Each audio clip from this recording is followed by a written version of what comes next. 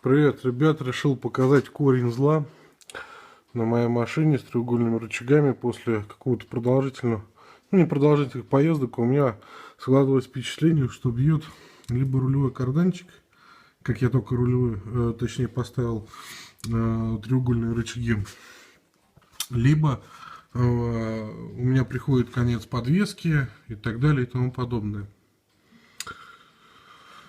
И корень зла оказался, когда при прогреве машины на холодную и так далее, звук такой булькающий, ширкающий и так далее, как и, так скажем, на кочку, когда не то, что даже на кочку, при резких ускорениях вот эта херня двигалась.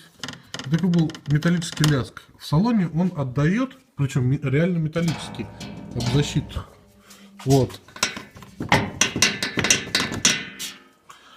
Причем самое что прикольное, в машине ощущалось это так, как будто либо привод бьет, задевает, либо рулевая стучит.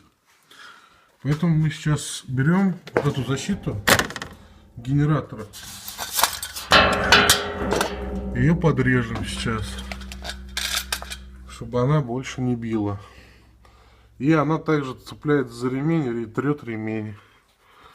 Ладно, всем спасибо.